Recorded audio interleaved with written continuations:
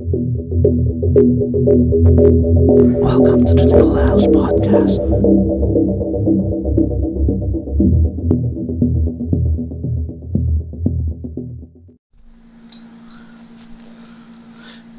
Hey yo, welcome back to the Needle House Podcast. This is your boy, Marcus II. Kamusta na kayo? Sana okay lang kayo lahat. If you're new to this podcast, follow nyo na ako. And please do leave 5 stars para sa podcast natin. And if hindi nyo pa alam, no, kung dito kayo sa podcast nakikinig, nanonood, I also have a YouTube channel. You can check out my YouTube channel, Marcus II.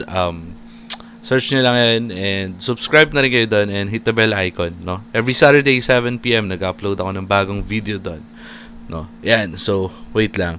Ayusin natin ng konti yung ating ilaw. Yun. Yan. Yun. Yan. Medyo so kasi maganda yung lightings natin, no. Ayun. And if you're watching this video from YouTube, you can check out the Needle House Podcast naman sa Spotify, no. Follow nyo na ako dito at leave 5 stars kung nagugustuhan yung mga videos natin. And this is episode 3 ng ating The Needle House Podcast. So, ano nga bang pag-uusapan natin sa episode 3, no? Nakita nyo naman sa title. So, episode 3, pag-usapan natin how to start tattooing, no? Paano nga ba magsimula mag-tattoo? So, although nagawa na natin ng video yan sa YouTube, no? Sa YouTube kasi medyo maikli lang ako mag-upload ng videos, no? Kasi yung attention span ng mga subscribers natin hindi ganun kahaba. So yung viewers retention natin medyo maikli. So maikli lang ako mag-upload ng videos doon. Kaya naisipan kong gumawa ng podcast para mas makagawa tayo ng mahahabang videos, no? Yan, kasi medyo sarap talaga pag-usapan ng mga ganitong bagay. At kapag limited yung time, medyo ang hirap ibigay lahat ng mga naisip ko, 'di ba? Yung mga yung mga ideas ko. So kaya gumawa ako ng podcast. And that's also one reason bakit hindi ako active sa TikTok or sa Reels, kasi nga nahihirapan ako gumawa ng maikling content. 'Yun. So sa ibang tao, no, sobrang parang ang hirap gumawa ng mahabang content. Pero sa akin kasi, nahihirapan naman ako gumawa ng maikling content. Yun lang naman. Ayun na nga, simula na tayo sa pag-uusapan natin, no? Paano nga ba magsimula mag-tattoo? So, eto na naman tayo. Para sa akin kasi, again, balik tayo sa commitment, no? Kailangan, kung gusto mo magsimula maging isang tattoo artist, kailangan committed ka, no? Kasi, ang hirap kung magsisimula ka maging tattoo artist. Magsasayang ka ng oras, ng panahon, ng pera, 'di ba? Hindi kasi ganun kamura yung mga gamit sa pagtatattoo. I'm not discouraging you guys, but gusto ko kasi is very committed yung mga gusto mag-tattoo, kasi ang hirap, 'di ba? Kapag parang hindi ka pa nga natututo, ayaw mo na. 'Yun. So, ayun. Isa sa mga tinatanong sa akin is, pwede ba ako mag-tattoo kahit hindi ako marunong mag-drawing? Well, pwede naman. But it will be a harder parang pag-start mag-tattoo. 'Di ba? Parang ano lang yan, no? Sa pagmomotor. Gusto ko matutong magmotor. Pwede ba akong magmotor kaso hindi ako marunong magbike? Pwede naman, matututunan mo. But it's easier if you have the basics. Right? Kung marunong ka na magbike, mas madaling matutong magmotor. Konti na lang yung magiging adjustments mo. Pero Ganon din naman sa tattoo, pero mas maganda kasi na marunong ka talaga mag-drawing bago ka mag-start mag-tattoo. Kasi I'm not gatekeeping here, pero let's be honest, guys. Ang hirap matuto mag-tattoo kung hindi ka marunong mag-drawing. Like as in level 1 ka pa lang, level 0 ka pa lang, 'di ba? Sa pagdo-drawing, tapos tatalon ka na sa tattoo. So I always suggest na mag-aral ka muna mag-drawing bago ka mag-aral mag-tattoo. Kasi I'm just being honest, no? Kasi ako as a tattoo artist, on a tattoo artist's perspective, kapag may lumapit sa akin, ako kasi medyo old school ako, no? Naniniwala pa rin ako sa apprenticeship, mentorship, yan, no? Mas gusto ko pa rin 'yon. Iba kasi yung natuturuan ka ng taong may experience na. Although meron naman tayong mga ganito, no, sa social media, no, mga gantong content na nagtuturo mag-tattoo, pero iba yung naibibigay na kaalaman kapag mentor mo talaga. Yun, kasi being a mentor, sinasalin mo lahat ng kaalaman mo dun sa magiging apprentice mo. Kaya ako nung nag-apprentice ako, napansin ko na lang din bandang huli na yung gawa ko is, hindi ko sinasabing kasing galing ko yung mga mentor ko, pero yung mga gawa ko is medyo nalalapit sa itsura ng mga gawa ng mga mentor ko. Kasi nga, syempre, sa kanila ako natuto. Natuto ako na magla-lining ka talaga, magbo-bold lines ka talaga, 'di ba? Kung anong style ng tattoo nila, ganun din yung natutunan ko. At number 2 is yung wisdom na maipapasa nila sa inyo, 'di ba? Kasi hindi naman, pag nanood ka ng YouTube, nag-search ka paano mag-lining, matuturuan ka paano mag-lining, paano mag-shading, mag-color pack. Pero yung wisdom habang tinuturo yon nung mentor mo, iba kasi siya, it's a whole different experience, mga kasabwat. Kaya mas lagi kong sinasuggest, get a mentor, 'di ba? Kasi kung mag-aaral ka lang sa YouTube, hindi mo makukuha yung wisdom, eh. Kasi although ako kung paano ako magturo dito sa YouTube, ganun din yung ginagawa kong pagtuturo sa mga apprentice ko, sa mga naging apprentice ko dati, no? Kasi alam mo yun, ako yung na-enjoy ko kasi sa mentorship, yung mentor ko, halimbawa tinuturuan niya ako maglinya, ginuguhit niya, tapos sabi niya, yan, eto na, dito na sa parte na to, mag-ingat ka dyan kasi madalas pumutok yung linya dyan, 'di ba? Yung mga ganun. Pero pag sa YouTube ka kasi nanood, medyo pumutok daw yung linya. Nako, isa-search mo pa, ibang video na naman, ibang artist na naman, ibang style na naman ng pagtatattoo yung tinuturo ng artist na yon. Naiiba-iba.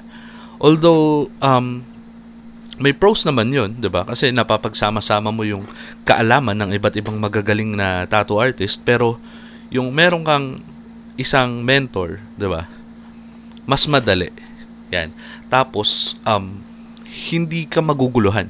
Yung isip mo hindi maguguluhan, 'di ba? Kasi para kang halimbawa gusto mong matutong halimbawa magbike. Yan. Tapos kakanood mo ng mga nagbabike, yan, nagtuturo magbike, iba-ibang style ng pagbabike. Yan. Dito ko na lang ni-relate, no, kasi nga may pinapanood akong anime yung nagbabike. So iba-iba yung style nila ng pagbabike, although parang road bike sila lahat, iba-iba sila ng style. Kung ikaw mag-aaral sa kanila, kakapanood, iba-iba, gugulo din yung magiging resulta sa'yo. Kasi iba-iba yung taong pinanggagalingan ng impormasyon, 'di ba? At minsan iba-iba rin yung paniniwala nila. So nangyayari, iba-iba din yung natututunan mo, naguguluhan ka ngayon. Minsan may mga contradicting pa na mga turo na sinabi. Mag-ano ka lang dyan, mag-bloodlines ka lang dyan. Mamaya, ganito ganyan. Hindi mo na kailangan linyahan yan kasi magsha-shading ka naman dyan ng very dark, so hindi na kailangan lagyan ng linya yan. Yung ibang artist naman, huwag ka na mag-bloodlines. Rekta shading mo na yan. Pwede naman yun kasi shading lang naman dyan. Tapos yung ibang tattoo artist naman, like me, ako, kailangan lahat may linya. Kasi yun yung nagiging bakod para hindi makawala yung ink, hindi kumalat. 'Di ba? Iba-iba ng pagtuturo.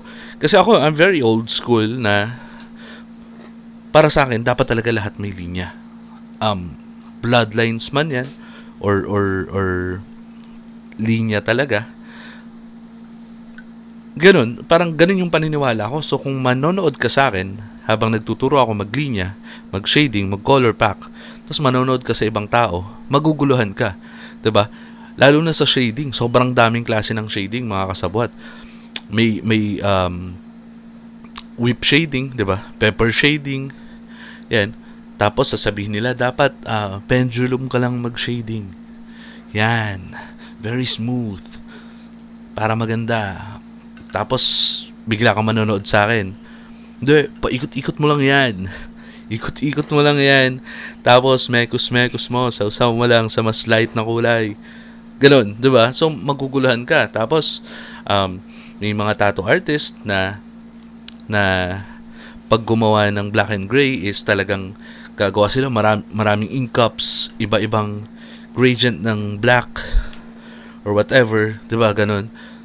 Tapos mapapanood mo ko na ang meron lang ako isang sobrang black tapos sausawan. Ganun. Tapos isang cup na may witch hazel. Tapos hindi pang witch hazel dati, gamit ko pa dati vodka, 'di ba? Kasi very old school. Isang cup na may vodka, sasawsawan ko. Tapos saw hanggang makuha ko yung gusto kong shade, gusto kong gradient, 'di ba?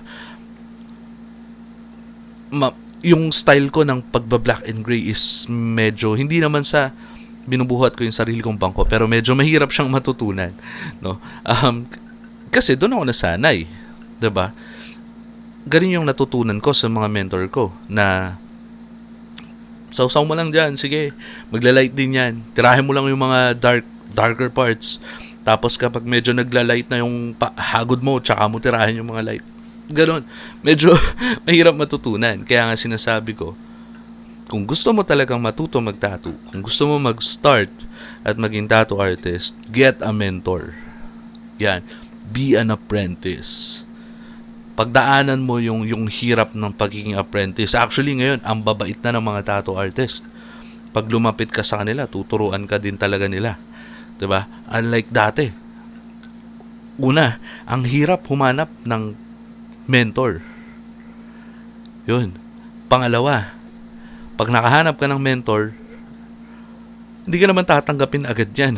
So, sobrang hirap humanap ng magiging mentor. Tapos noon, although may YouTube na, wala ka namang makitang videos na nagtuturo kung paano mag-tattoo. 'Di ba? Noon kasi, nung panahon ko, if you really wanna learn how to tattoo, then, hanap ka ng mga websites na nagtuturo kung paano mag-tattoo. Buti na lang, mahilig ako magbasa. Yun. So dati, isa yan sa mga ginagawa ko. Nagbabasa ako ng sa mga websites kung paano mag-tattoo. Ayan. At sobrang swerte ko. Nakahanap ako ng ano dati, ano tawag mo doon? Yung ebook on how to tattoo. Yun, na-download ko lang siya. Hindi ko na nga maalala yung title nun. Sobrang tagal na kasi nun. Parang 2012 pa yun, no? Nawala na rin yun. Hindi ko na mahanap. Pero try ko hanapin. And kung makita ko siguro i-post natin sa community sa YouTube para magamit ng iba yung link na yun. no? Sana mahanap ko, no? Para makinabang din yung iba. Yun lang naman, kung gusto nyong magbasa. If you're like me na mas natututo ko sa pagbabasa. Yan. Medyo nahihirapan kasi ako kapag may visual. Kasi parang very, very imaginative ako eh. Tapos kapag pinapanood ko habang tinuturuan ako, mas naguguluhan ako. Mas gusto ko yung binabasa ko na lang. Tapos, ini-imagine ko na lang kung paano siya ginagawa. Hindi ako masyado naguguluhan. Yun, ganong klaseng tao ako. Yan. So, ayun. Again, ano pa nga ba? Kung gusto mo matutong or kung gusto mo magsimula maging tattoo artist, what I suggest is get a tattoo. This is very, ngayon, I wouldn't say it's very controversial na. Pero ako kasi, kung gusto mo maging tattoo artist, kailangan mo ma-experience yun. 'Di ba? Hindi ka magiging effective na tattoo artist kung hindi mo ma-experience matatuan. Pangalawa, kung ako customer, ba't ako magpapatato sa taong walang tattoo? Not discrediting tattoo artist na walang tattoo. 'Di ba? Hindi ko sinasabing hindi sila magaling or whatsoever. Natututunan naman kasi yan. Pero, me being an old school tattoo artist, gusto ko yung kung gusto mong matutong mag-tattoo, kung gusto mong turuan kita, dapat may tattoo ka din. 'Di ba? Parang parang ano nga ba?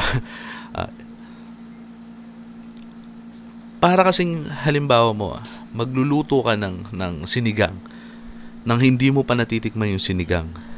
Kahit ganong explain sa libro o ganong galing magpaliwanag ng nagtuturo sa'yo kung anong magiging lasa nun, hindi mo malalaman kung hindi ka pa nakakatikim ng sinigang sa buong buhay mo. Gets? Yun. Kasi, diba, parang ako ang hirap magtiwala sa tattoo artist na walang tattoo. That's my point of view. Para sa akin, that's my 2 cents. No. Again, hindi ko sinasabing hindi sila magagaling, pero para sa akin lang 'yun. Yun lang naman ay opinion ko. Kung mamasamain mo, fuck you. Ayun, wala lang. Ganun, yun yung point of view ko eh. Yan, ano pa? Kung gusto mong magsimula or kung gusto mong maging tattoo artist, commit. Bumili ka ng tattoo equipments, tattoo supply. Kasi kapag nandiyan na yan, wala ka na magagawa kundi pag-aralan yan. Sayang yung ginastos mo. 'Di ba? Sayang yung binili mong gamit. 'Di ba? 'Yun, isa rin 'yun sa makakatulong. Tapos, kung gusto mong maging tattoo artist, mag-aral ka, mag-practice sa pagdo-drawing. Again, sabi ko nga, ang gusto ko, kung may plano ka maging tattoo artist, dapat marunong ka na mag-drawing. Yan. Mag-practice mag-drawing bago ka pa sumabak sa tattoo. Yun.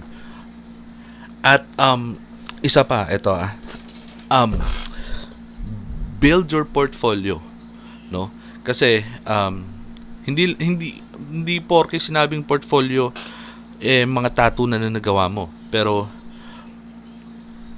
yung mga drawing na nagawa mo, 'di ba? Hindi counted dito yung digital art. Para sa akin, again, I'm very old school. Para sa akin, kung gagawa ka ng portfolio, huwag mo isama yung digital art mo. Ang gamitin mo or mag-drawing ka, mag-paint ka, picturean mo na maganda, pagsama-samahin mo. And then, by the time nahahanap ka na ng mentor mo, yun yung ipepresent mo sa kanya. Ito yung mga gawa ko, ito yung mga ginagawa ko. Yun, ganon mga kasabwat. Sundin natin yung proseso na mas marami kayong matututunan. Ayun. Gaya nga nung sinasabi ko lagi, dahan-dahan pero sigurado, 'di ba? Huwag nating madaliin na maging tattoo artist, no? Hindi dahil halimbawa natuto ka na maglinya, natuto ka na magkulay, kukuha ka na ng customer. Diba? Magpa-practice ka na. Oo, kailangan mo mag-practice, pero wag naman dun sa balat ng tao kasi, or wag sa totoong tao na agad kasi, alam nyo mga kasabwat, babalik din sa inyo yan. Kapag hindi maganda yung naging gawa nyo sa kanila, na itanong yan ng ibang tao, ibang customer, sabihin, sino gumawa niyan? Si ganito.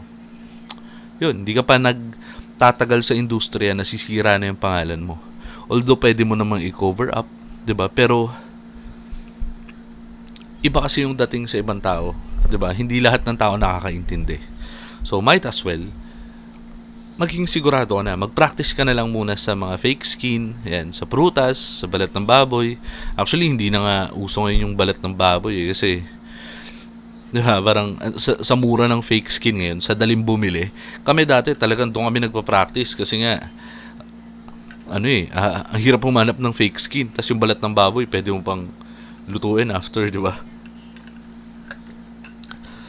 Tapos, isa to sa magandang gawin kapag gusto mong matutong maging tattoo artist, no?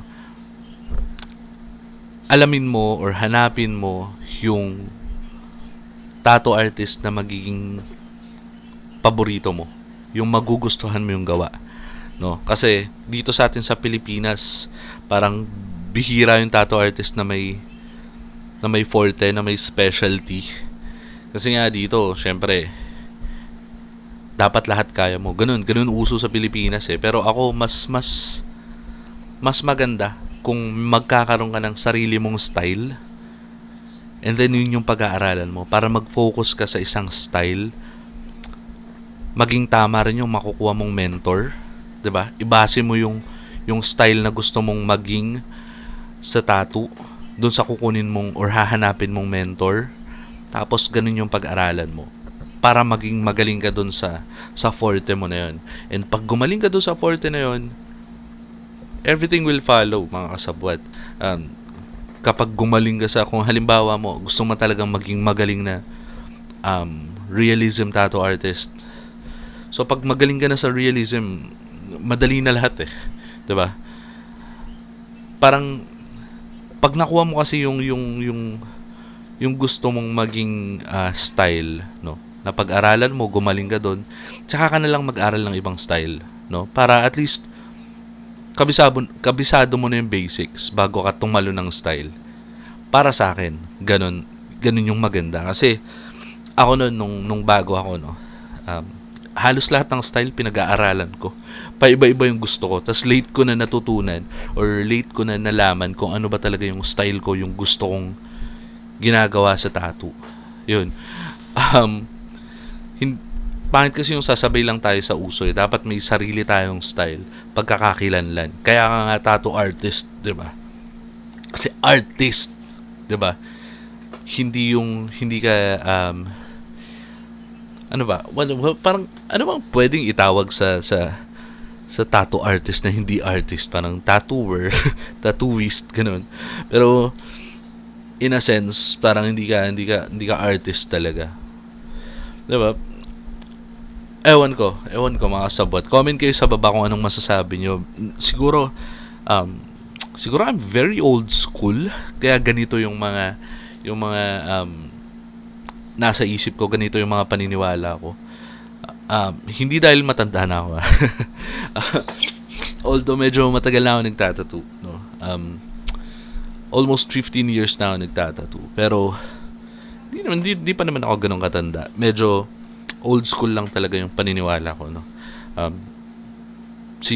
Siguro part din yun kasi yung naging mentor ko, nung naging mentor ko sila, matagal na rin sila sa industriya, 'di ba? Actually nakakatuwa, no. Kwento ko sa inyo. Share ko lang.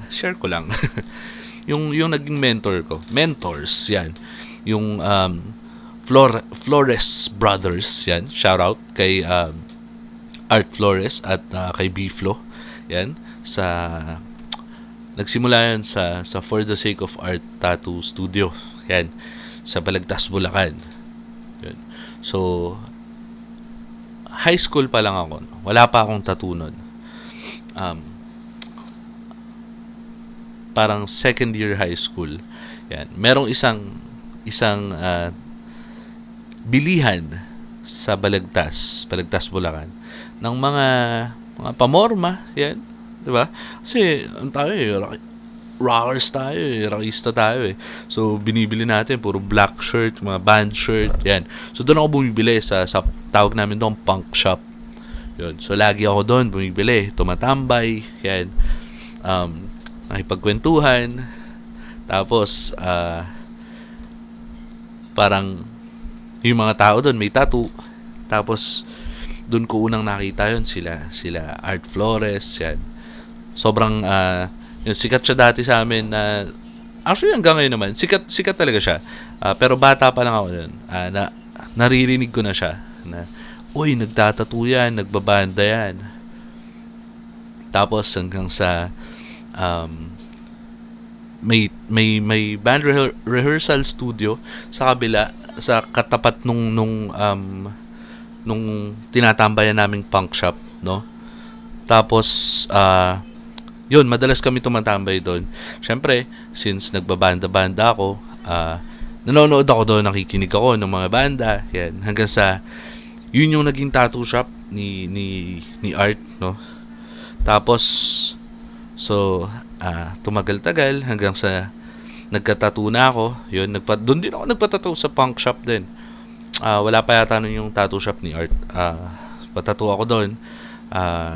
Kay TikTok, no?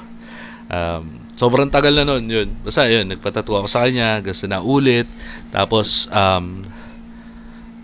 tambay-tambay doon hanggang nagsimula na yung shop ni Art doon. Tambay din ako lagi doon. As in, laging tambay talaga. Hanggang nanonood na ako ng mga gigs nila. Tapos hanggang sa nagtattoo na ako, tinuruan na rin nila ako mag-tattoo. And nakasama ko na rin sila sa banda. Hanggang naging kabanda ko na rin sila. So, ganun yung naging istorya namin. So, yun, sila yung nagturo sa akin. Kaya yung mindset ko sa pagtatattoo, halos kaparehas din sa kanila. At yung naging style ko sa pagtatattoo, ganun din, kamukha din nung sa kanila. So, hindi lang ako, kasi anong nangyari nun, hindi lang ako basta pumili ng gusto kong mag-mentor sa akin. Parang, gusto ko yung magme-mentor sa akin, gusto ko rin yung ugali, 'di ba? Yung lifestyle ba noon. Kasi syempre, tattoo, rock and roll, 'di ba? Tambay, banda. So yun, ganun yung mga gustong ko noon. So parang in-idolize ko siya. Tapos dami ng tattoo. Haba ng balbas niya. Ang angas talaga. Haba ng buhok niya. Ang angas doon. So, ganun. Sabi ko, idol ko talaga to. Ganyan. Gusto ko siya magturo sa akin mag-tattoo. Ang galing mag-tattoo na ito. So, ganun din yung ginawa ko. Siyempre, ako as respect ba. Nagpa-tattoo din ako sa kanila. Hanggang sa tinuturuan nila ako. Yan. Hanggang sa lagi na ako nakatambay sa shop nila. Yun. Tapos, ganun. Every after school, nandoon lang ako. Tas nanonood lang ako pag may customer. Yan. Ganun. Ganun yung naging buhay ko nun. Hanggang sa tinuturuan nila ako. Hanggang sa nakapag-ipon na ako, nakabili na ako ng gamit. Kasi nun, nahihiya pa ako eh. Hindi ko pa sinasabi sa kanila, pero meron ako mga gamit na nagawa ko lang, no? Mga improvised. Tapos, nagtatattoo ako sa kung saan-saan, sa kung kani-kanino, sa balat ko. Hindi nila alam yun. Sinusubukan ko lang yung mga napapanood ko sa kanila. Hanggang sa nagkalakas ako ng loob na sabihin sa kanila, uy, turuan nyo naman ako mag-tattoo. So, ganun yung naging storya namin. So, kaya nga lagi yung sinasabi, iba yung experience na makukuha mo. Iba yung knowledge, yung wisdom na makukuha mo kapag meron kang mentor, no? Isa din yan sa humubog sa kung paano ako mag-isip bilang isang tattoo artist. Yun. At naalala ko nun, no? Kaya yung respeto ko din sa bawat isang tattoo artist, sa bawat tattoo artist na makita ko, ganun na lang din. Kasi ganun din yung nakita ko sa kanila. Pag may kakilala silang, pag may nagpuntang customer doon, nagpapa-cover up, or nagpapadagdag ng tattoo, tas alam nila na ang gumawa ng tattoo nito ay si ganito, kakilala nila. Text nila yon nung araw, no, text pa.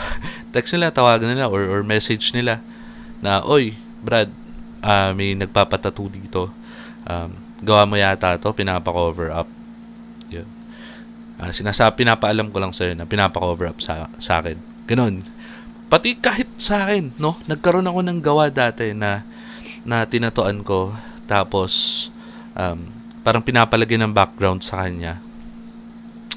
Tapos chinat din niya ako noon. Sabi niya, uy, George, may nagpunta rito, gawa mo yata to dati. Tapos pinapalagay niya ng background. Yun, di ba? Grabe yung respeto na binibigay niya sa lahat ng tao. Isipin mo, ako, apprentice lang niya ako. Pero nung may nagpunta ka sa kanya na ganun, pinaalam pa rin niya sa akin. 'Di ba? Parang grabe. Ganun yung respeto na pinapakita niya sa lahat ng tattoo artist. Sikat ka man, magaling ka man o hindi, or whatsoever. Kaya ganun din yung naging galawan ko nung naging tattoo artist ako. Hindi ako basta-basta nagko-cover up. Kung pwedeng kontakin yung gumawa ng tattoo, kontakin natin. Alam mo yun, ganun. So, isa yan sa mga makukuha yung wisdom kapag nagkaroon kayo ng mentor. No? And, so, ayun, yun lang naman. Anything else na, that you wanna add, comment lang kayo sa baba. Kung meron kayong mga komento sa mga sinasabi ko, kung sa palagay nyo mali ako, kontrahin nyo ako, walang problema sa akin yun. Comment lang kayo sa baba. Diba? Kasi, okay lang yan. Kung may natututunan kayo sa akin, very good. Natutuwa ako doon. Pero kung may matututunan ako sa inyo, mas gusto ko yun. So, huwag kayong matakot. Comment lang kayo sa baba. Huwag kayong mahiya. Hindi man ako nagre-reply. Binabasa ko yan. Okay? Yun lang naman. Again, if you're new to this podcast, follow nyo na ako dito. And mag-iwan naman kayo ng 5 stars. Baka naman. Wala naman bayad yun. And if you're listening through Spotify, meron tayong YouTube channel. Check nyo yan, Marcos II. Subscribe na kayo dyan. And click the bell icon para nanonotify kayo sa mga videos natin. And kung sa YouTube nyo naman ito pinapanood, check nyo rin yung Spotify natin, The Needle House Tattoo Podcast. And follow nyo ako dito. Okay? Yun lang naman. Peace out.